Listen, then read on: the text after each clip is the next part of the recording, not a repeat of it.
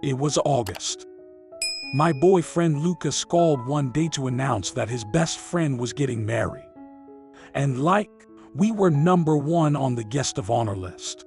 I'm not a fan of such mysteries, and my memories of married life, to put it mildly, not so good. The fact that I've been married once a whole year and a half lasted, and I did not like it.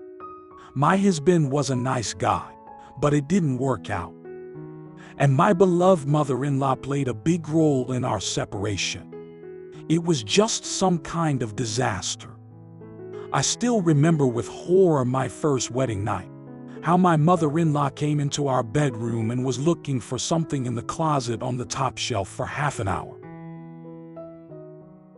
With each passing day, things were getting worse. So there. Naturally, I did not last that long and simply went to my parents.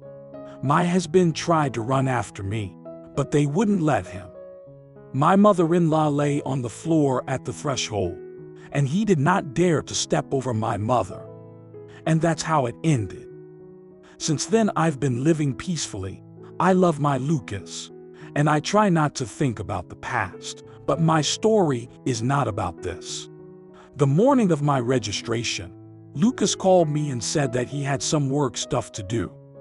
He works as a doctor for me, and one of his patients had a problem. He told me to take a cab and go to the wedding palace alone, and he'd come and look for me there. So I did. I arrived at the palace on the Promenade des Anglais 20 minutes before the beginning of the ceremony. There were crowds of people everywhere, and the sea of people getting married. I decided to wait for Lucas in one of the living rooms. I went in No. I certainly suspected that Prague was a big village, but not to this extent. The whole space was filled with my ex-husband's friends and relatives.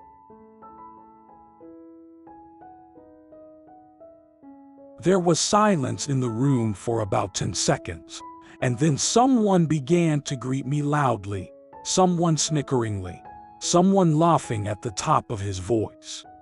And my favorite mother-in-law flew up like lightning and started hissing. "Oh, you bitch. Why did you come here? Who told you George was getting married? Answer me. Do you want to get in the way? You won't get away with it. Get out of here. I won't let you ruin my son's life, you bitch. Get out.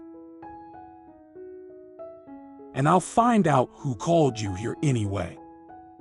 After these words, she looked around so significantly, all present in the hall. And I finally realized that this little group gathered here for a reason. It turns out that my ex-husband is getting married again today. Apparently, Mommy found him the right match for her. I had to be so screwed. Well, whatever. I decided to combine business with pleasure.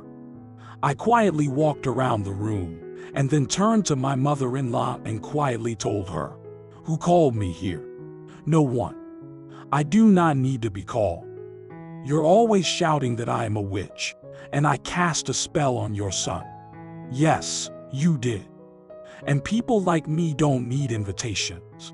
We know where we're supposed to be and when. And why I came here is none of your business. So sit down and be quiet, or you'll regret it." I was about to listen to a bunch of crap and insults in response, but then my phone rang. It was Lucas. He'd come looking for me. I said to him very gently into the tube,